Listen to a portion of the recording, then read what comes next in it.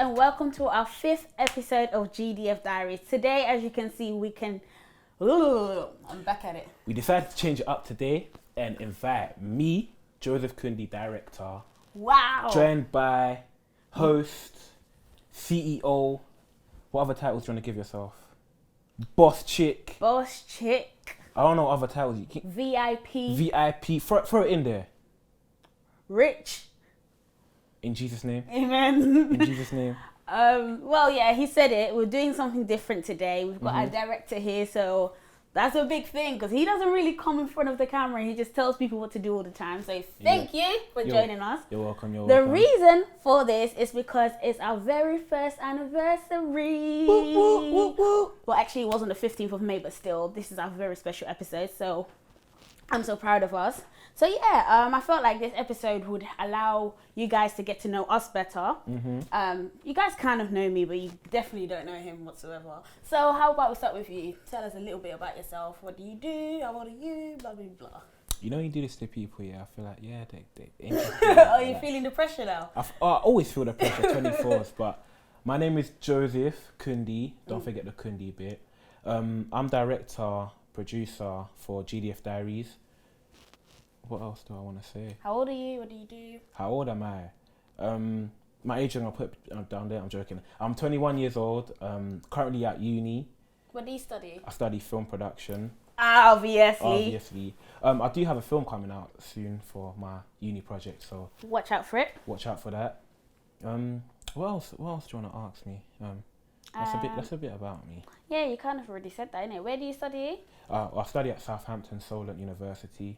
I currently have a company too who do the production. We've got Free Man's Media. Please check us out. Links in the description. It's always been in the description. But go and click on it, please. Please. Really be appreciated. Give us a follow on Instagram, Facebook, and while you're there at it too, subscribe to GDF Diaries. Follow La Grâce de Françoise on Instagram. Are you on Facebook? I am. She's on Facebook too. Well, we are. We are. Oh, I say her because she's the admin. And Twitter. Twitter. Get on that.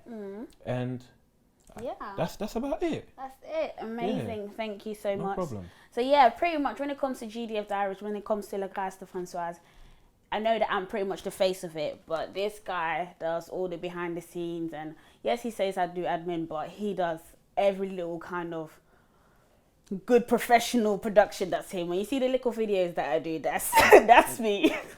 But yeah. No, but this is like my right hand when it comes to GDF, so it's ours, should I say. So yeah, you guys already know me. My name is Jackie Kibbs. I am 26, going on 25. I can't lie, I thought you was 23 and that, but good to know you're 26. So black don't crack. Black don't crack, hence why my age is going down. What do? I'm a domestic abuse practitioner. I work for an organisation called Changing Pathways, which is under Women's Aid, and we help women, men, children that are affected by domestic abuse, or whether they're survivors or victims. We help all of them, and that's pretty much what I do. So let's get on with our questions. I want to start asking you, what made you start Grâce de Françoise GDF Diaries? Okay. So long story short, I would say I've always kind of been interested in women's and violence. So really, if I'm gonna be honest, I wanted to be a police officer for a very long time. Don't worry, I wouldn't have snitched on you or anything. Like you're safe with me. Anyway, she said on me. I don't know about you guys, innit? So y'all be safe. Y'all be safe, innit? But yeah, that was really my route. That's really what I wanted to do. But then PC kids. Wow. But down the line, like things just didn't really work out. So I went back to uni and I went to do my master's. Sorry to cut you off. Do you feel like it worked out for the better or for the worse? This guy. Probably for you. For the better. I'm joking. No, for the better, I think. So yeah, I went back to uni because I felt like I didn't really know what I was doing with my life. I proper done the interview, everything. Like, it just didn't really work out. Anyway, when I went back to uni, I focused specifically on women and violence as well. So yeah, I completed my master's. I started looking for jobs within that sector, and then I finally got the job that I've got now. And then last year, yeah, in the pandemic, I don't know if I was just bored, but I just started thinking about I want to do something that I'm passionate about. And then so like Grâce de Françoise is actually named after my mother, my late mother, who passed away when I was like literally like 6 months or something, or maybe a year. I can't remember how old I was. I was a baby. But anyway, and in English it means the grace of Françoise. So yeah, it's literally named after my mum. And I've always been told that she was always looking after people, after children, and she went through quite a lot as well herself. So yeah, I felt like it was just kind of fitting. Yeah, so that's how I kind of thought of, okay, that's what I would like to do. So that's when I created the Instagram and basically all the socials, and I started raising awareness. Then when it came to the end of last year, I started feeling like I want to do more. I want to be able to, you know, speak to real people. I want to really hear real stories and stuff like that. So that's when I was like, okay, you know, how can I go about this? And then I thought, okay, if I create a platform where people can speak their truth, tell their stories, that would be good. You get what I'm saying? Because sometimes from my job, I kind of learned that many clients that I speak to, they feel really good after I've spoken to them. I haven't even done much for them, but after they speak to me, they're like, oh my God, you know what, I feel much better. So that's why I felt like, okay, I might actually help people. Do you get what I mean?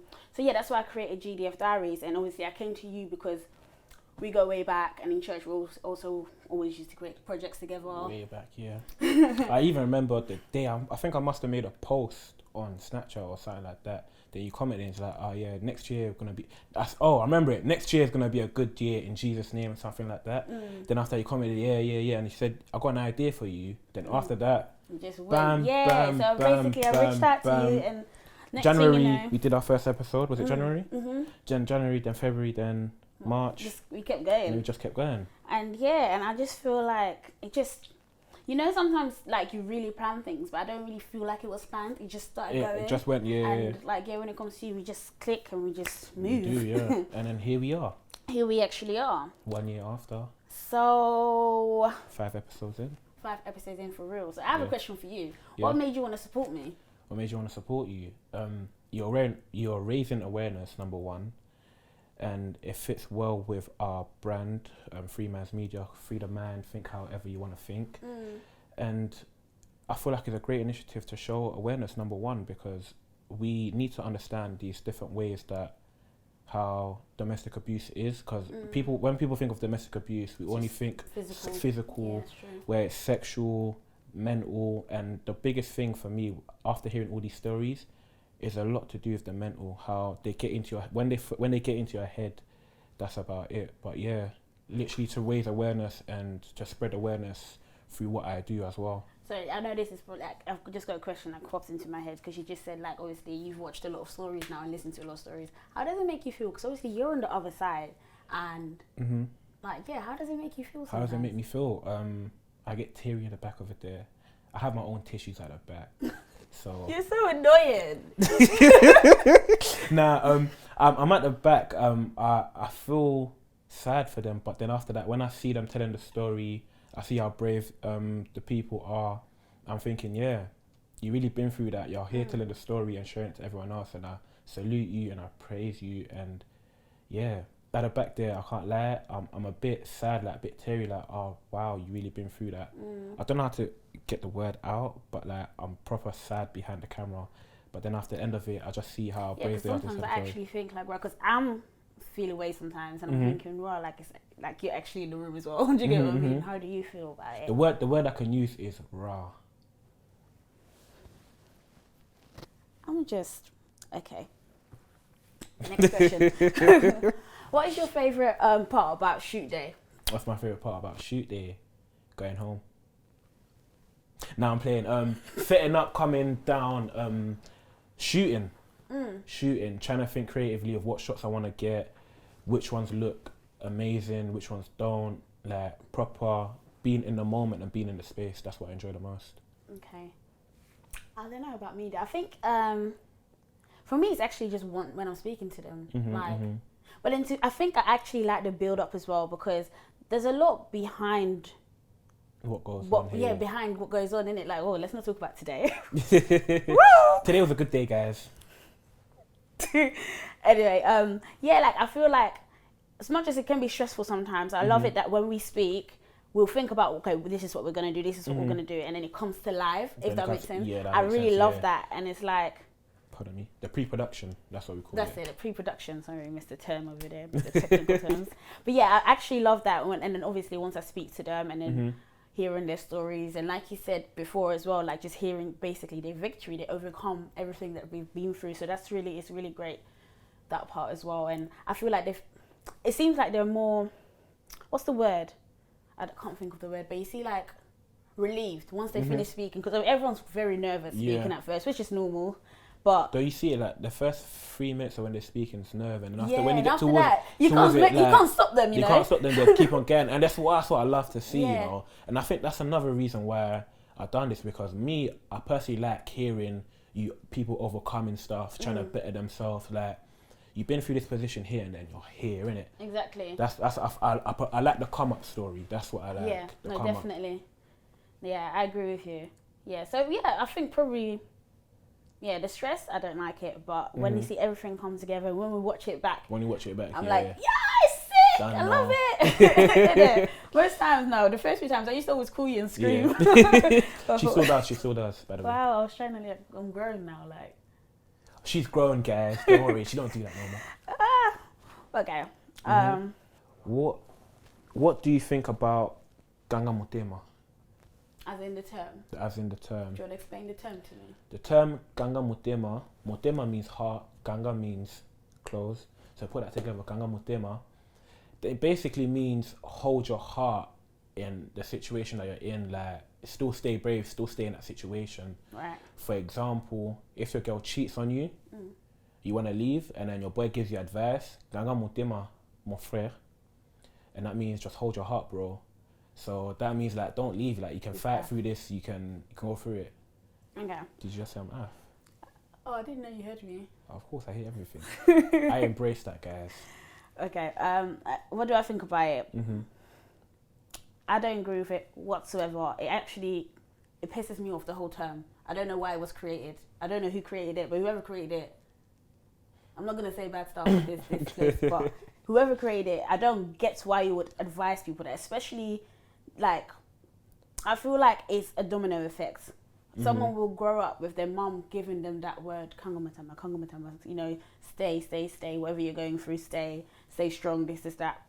But really, like, there's a limit to what you should accept. Do you get what I'm saying? So I feel like it's, like I said, it's a domino effect. If you're just allowing people to literally abuse you continuously, whether it's physical, emotional, there's financial, there's so many levels of abuse, and if you're just gonna allow that over and over again, you're gonna obviously see it as normal, but this person is abusing you and you won't even realize because of the advice that you've been given.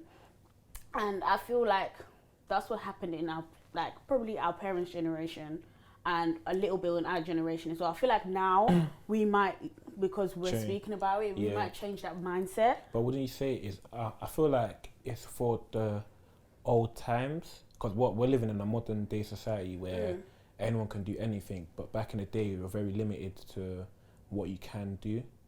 I do get that, and I feel like that's because we lived in a patriarchal world, like a man's world, should I say. 100%, and that's why... Because the phrase really, it goes to women, not really men, if you get what I mean. Ganga Motema, like, I used the example of a guy, a girl cheating just to switch off, because girls are trash. I'm not really going to say that, you know what I'm saying? But anyways, gonna cut that out. Keep it in if you're bad. But yeah, I should have just said that on GDF Diaries, you know, that's a bit mad. So men are trash. Yeah, 100%. You know to agree. 100%. People's pressure now. It's okay. What do you think of Ganga Motema, bro? What do I think of Ganga Motema? Yeah, I don't agree with it still. If you have the position to like leave the situation, because at the end of the day you gotta really take care of yourself. And if you're always trying to be the bigger person in that situation, you're really gonna hurt yourself. And one thing that you should always do in this life is really take care of yourself first, most importantly in any situation that you're in. Make sure that you're calm, make sure that you're peaceful, at peace, because Gangamotima means you got to deal with that situation and just don't. Just don't. Yeah. Yeah, no, I totally agree with you. And obviously, I understand that it could be hard because obviously that's what you've been told by probably your parent or someone more superior than you or whatever. But like you said, just don't, because you have to take care of yourself, and that's my opinion as well. I definitely think it's just dumb. And obviously, there's many people that are like, when you're in the situations, like, oh, why don't you just leave? Because it's probably hard to leave. But like you said, self-love is very important, and I feel like many people probably lack that. They don't have that self-love, and that's why it might become a bit more difficult. So yeah, I do get that. What's your most touching story in terms of clients that you supported? There's quite a few, but I think I will always remember one of my very first cases that I got when I was still working in the refuge. Because right now I work in the outreach community, but I used to work in the refuge, and then for people that don't know, what's the difference between an outreach and a refuge? Okay, so refuge would be like the kind of when it's like an emergency safe house for people that are fleeing their current home, and obviously they don't want the perpetrator to find out where they are, so they'll go into a refuge. So it's like kind of like a secret hostel. It's not really a hotel. So like a safe house? Pretty much, yeah. Okay, so would that mean that communications to the outside world is kind of like shut off, or they can still call people, but they can't tell them where they are? Like, do you know what I mean? It has to actually be secret, private and confidential. Yeah, literally. So our address wasn't even on Google or anything. Okay. Yeah. So yeah, I used to live. No. I used to work there, and then I got a client that. Well, actually, she didn't even come into refuge, actually. But I got, she was going to be my client, but I got a phone call about a lady and a daughter that was wanting to come into refuge. And the perpetrator, who was her husband and the dad of the baby, basically abused the mom, physical, emotional, but he also abused the girl. The little girl was 2 years old, I think. Wow. And the lady was telling me on the phone that he's abused her for like pretty much since she was a baby. And obviously when someone's saying that, I was thinking either way it's horrible. I was thinking, okay, maybe he used to slap her, I don't know, physical, this is that, but it was actually sexual. And I just felt, wait, the child was 2, right? I just felt that's not right. So when I say I felt like, when it's like I felt so sick, and I think it was like a Friday or something, so obviously like I was thinking I need to get this person into refuge ASAP. Like they can't be staying in that same house and stuff. So would you say that made you feel physically sick? I felt so sad, and I was gonna cry, because I was quite new to it. Like it was I don't want to say too much, but it was a lot. Overwhelming, literally. So obviously, I can't lie. That's because you see, I can't express the emotion because I don't want to swear, but that's fucks. That's it is. I get that's actually how I felt, and I remember her saying that he's been sexually abusing her. I took her to the doctor and there was semen in her vagina, and it was just I'm speechless because that's actually how I felt till now. I don't understand, how sick can you be and look at a baby and be like, tell me, I want to put my dick in a vagina. That's what I'm saying. Sorry for being very explicit, but that's the truth. That's how I see it in my head. Exactly. Not even physically. Can the baby even speak, bruv? And then the only reason she picked up something was up because the baby would always cry when mum would pass her to dad and stuff like that. So I feel like people don't realize that doesn't matter how old the baby is. The baby knows something is not right. Like the baby would cry, this, that. Don't underestimate a baby's intelligence because they're very smart for their age. So obviously, she was getting abused, and the mum would said that the dad would at night. For some reason, the mum would always sleep deep. She started realizing that the dad would always put something in her water, so basically poison her. And obviously at night she wouldn't pick up, so that's probably when he does his thing with the baby. Do you get what I mean? So that's when she went to doctors because the baby was always sore, this, that, and that's when they found semen in the baby, and it went from there. So she said this is that. But then, like I said, it was a Friday. I was trying to get into refuge for some reason because I had to call her back. Because she said that she was in at that time when she called me, she was in a hotel. And when I tried to call her back, she wasn't picking up. And obviously, there's only so much that I can do. And obviously, my manager was like, don't worry about it. Like, because she's in a hotel already because of social services, then I'm sure she'll be fine, this is that.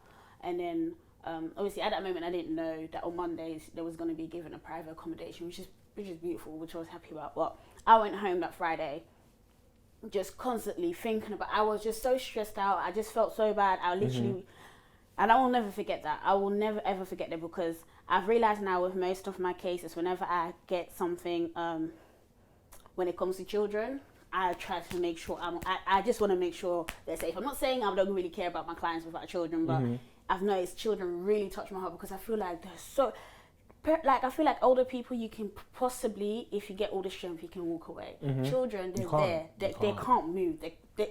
Especially in their adolescence years, they remember that. Exactly. And that's going to be their future trauma. That's what I'm saying. So I'm just, that one, it will forever stick with me. That's stuck with me. That's going to stick with, I'm sorry. No, that's alright, but we need to do better, guys. We honestly do, because that's not okay. Like, children, they're our future, and we really need to protect them. That's it. I can't like that. That just made me sad. I'm sorry. That's alright. I'm sorry. We need to do better, guys. Yeah, I do. Are you still in touch with that family, or?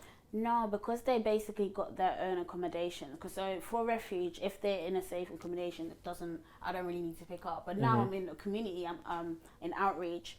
I would probably have been working with it if I was still working in that area. But yeah, so now I deal with people that are not in safer places.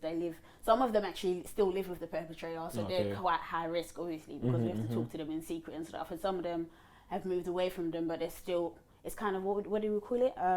Post domestic relationships. So they're still experiencing domestic abuse, but they're not even with them anymore. But it's still, you get what I mean? Yeah. There's different factors what they can do. Like, if you have a child, would they? Oh, that's a big factor. They'll try to hold a child against them. Big factor. And I feel like, obviously, men like, they experience it as well, domestic abuse. So I feel like many women often use the children as well. Like, like, you're not gonna see your child, this, that, and they're using that. That's abuse as well. Do you get what I mean? They're using the child as a weapon. It's not right. And so. What would you classify that as? I see that as emotional abuse. 100%, because that's your baby. Do you get what I'm saying? Like, obviously, I'm not going to justify it. If that perpetrator was really abusive and stuff like that, and towards the child and the mom, then I understand why he's not seeing the child. But if he hasn't done anything with the child, and there's ups and downs to it. It depends on the situation, innit? But I don't think it's fair, because at the end of the day, unless really it's the child's welfare is at risk, I feel like the child should always be allowed to see both parents. But if the child says no, then the child says no. Okay, so do you think that this generation, as in our generation, is still quite ignorant when it comes to domestic abuse? Yes and no. Why do you say that? I say yes and no because we are starting to spread awareness, each and every one of us, especially the vigil, what's her name again? What happened with that woman. Oh yeah, Sarah. Yeah. So yeah, we're spreading awareness there, but then after that, I feel like it only happens when people speak up, and then after that it goes back away. I'll use social media, Twitter for example, like it'll be a trend, is a topic. For me, I see it as a topic, like for that period of time, and then when the topic goes away, everyone moves on, everyone goes on again, and then go back. Like for me personally, I see it like when you repost something, I do check on the numbers on Twitter, the retweets and the likes and everything, just because we are spreading awareness, and all you have to do is retweet, innit? All you have to do is share, and all you have to do is like.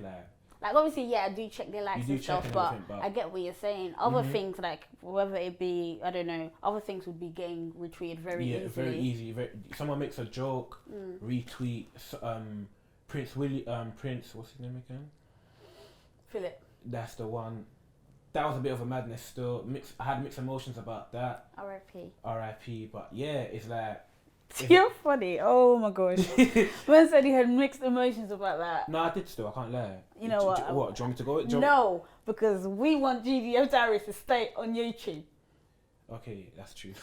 If you want me to express my opinions, DM him personally. DM me and I will air you. Because I don't have no time to be explaining that, innit? But anyways, as I said, yeah, mixed emotions because people will speak about it, but only for that moment in time there, and then after that it will go away, and then when something else happens, speak up about it. But what I really want is to be consistency. You know what I'm saying? True. Just be consistent in everything that we do. If like you speak about this time and then it goes back away, you speak about it again. Like even just a retweet or a like, that people don't understand, that goes a long way. It will travel from here to Brazil to Nigeria to Costa Rica back to England. Like it will really travel around the world. And then once people understand the awareness, because all awareness is just showing other people. Like you don't have to. Sometimes you don't have to watch the video. You know what I'm saying? If you just press retweet. No, I totally agree with you, you know, because like I said, obviously, yeah, I do look at like the likes or even on YouTube, like how many like views we've had and stuff like that. But I don't really deep that, you know. It's funny how important stuff, it doesn't even have to be our stuff, but just in general, important stuff don't really get the attention that they need to get. And this is real life. Do you get what I mean? This is people's life. It happens. It could be happening to your friend and you wouldn't even know. It could be happening to your sister, God forbid, but you wouldn't even know. Do you get what I'm saying? And sometimes that little awareness or knowing that someone is speaking out for people, or there's other people that have been to something similar as you feel like, then you okay, can pick up on the small. exactly. Like today, when we heard the story from today, you check out last episode. The way she said she felt isolated, she was isolated. Like you think, oh, your friends, they're isolating themselves because they want to be by themselves. Like, but no, sometimes just that's not it. check up on them, see how they're doing, because you never know what they're going through. It's true. And it's very, very important that we spread awareness and everything, as I said again, because these videos here, like you can pick up on small stuff. Oh, that's how my friend was acting, or I know someone that went through this exact similar situation, but now that I know, I can pick up on it, because at the end of the day, we got to be there for other people at the same time as we got to be there for ourselves. 100%. So that's one 100%. Of the reasons. I agree with you. Yeah, I think that'll be the same thing. Like yes and no. People are talking about it, they're more aware, they're more against it as well. I feel like people have created, like we were just talking about Kangam and Tema, our generation. I don't feel like we're gonna deal with all of that nonsense, not because at all. we're out here screaming no, and then people are like under us, where they're definitely not going to deal with it, because we're telling them don't even accept none of that ish. Like, do you get what I'm saying? So I feel like all of that stuff is good, but like you said, at the same time, no, because it's kind of like a cycle of this has happened, let's talk about it, and then it dies down. This has happened, let's talk about it, and then it dies down. So it's kind of tiring. And these times, there's people that have been active raising awareness from time, but like you said, you don't hear about it. You don't see about it. You don't see about it, and especially in our community, actually. And there actually are a lot of like black-owned like charities and all that stuff that actually stand up for domestic abuse and survivors and victims, but we just wouldn't know about it because it's just not pushed out there. Well, it's pushed out there, but people don't pick it up and take it in as much, should I say? Yeah, so, yeah, I hear you. I feel like we should do something like that. Because April's the month of Sexual Abuse Awareness Month, Sam. Like you've been speaking up, and as I said, because this is the awareness month, I thought people will know, speak out about it, see it on like different platforms, this, that, the third. But really and truly, I ain't really seen it like that. It's true. And you know what's interesting? I'll be very honest, I didn't really know about this month either until like end of March, and I started reading up about it, and then that's when I was like, oh my god, Jojo, next month is, so April is Sexual Assault Awareness Month. I got that wrong, that was my fault. I told you the wrong thing, so I don't blame you. But yeah, so I feel like I agree with you. But then there's people out there there's whole themes and programs about it, but we wouldn't even know. Do you get what I'm saying? And it's like, bro, I was reading through what other people were doing like previous years, and it's been going on for years, and you're like, rah, that's the rah. So no, I get you 100%. I feel like it's very important to maybe, but I think another thing is, this is just my view in it. Sometimes I feel like people want to ignore it, like they kind of. So it's kind of, the question is, are people ignorant? Sometimes they just choose to be ignorant to it because it's just like long, because it's like, it's not happening to them. Yeah, and it's a lot to take in, you know. It is. It's a lot to take in. Yeah. Yeah. It's mad. It's actually mad. So yeah. Oh. What is our ultimate goal with GDF and La Grâce de Françoise? Well, the ultimate goal was always from the beginning to raise awareness, but I think 100% want to. I want to take it international, and I don't only want to stay in the UK. I definitely want to start in the UK, which we've started already anyway. Yeah, but I feel like it's so important all over the world, and obviously I feel like we should definitely take it home to our motherland. Congo. Documentary, you know. Yeah, I feel like it'll be so, because we know that Congo is the rape capital in the world, and especially if you go into the villages where they're mining, which will be very scary. I'll be very honest. But I feel like it's important because I don't feel like, once again, we choose to ignore it. We actually don't deep that they go through it. Like, I can't even explain it. The stories that I've read, the things that I've seen, like on videos, not in real life. Like, I ain't been back, but do you get what I mean? Like, I can't even imagine what they've gone through, and they don't even have the services that we have like that. There's one hospital, I think it's called the Pansy Hospital. That guy, he's amazing. He's amazing. I follow him on Instagram. I always check his stuff. Same, Dr. McGreegee. That's how they say his name. Dr. McGreegee. We'll put his name in, Instagram too. But seriously, like, I rate everything they've done. It's in Bukavu, I believe, and I definitely would love to actually visit that one day, maybe down the line. And go visit him and it'll be great. Get him on GDF. Get him on GDF. That would be sick because, like I said, the rape capital. Not proud of it, obviously, but it's important to know that. It's not just in the UK. It's not just in Europe. It's back home. It happens even more likely because they haven't even got a system in place like that. They don't care if you take them. If you go to the police or whatever, the police is probably raping people like there's no tomorrow. Do you get what I'm saying? They even do that here in the UK, but let's not get into that. So let's not. We still want the GDF Diaries. It's true, but do you get what I'm saying? So yeah. My ultimate goal is to go international, and I feel like that we share that goal, don't we? We do share that goal. Because definitely, you see, when we spoke about, we're going to take this back to Congo, I in my head already thought documentary. Documentary that we take it back. We proper show the country for where it is, how people go through there, get the doctor on board to just show people that this is, I don't like to use the word normal, but it's their norm. It's normal, yeah. It's actually their norm. Yeah. And it's sad that that's their norm. Very sad. It's crazy. This world that we live in is crazy, man. It fully is.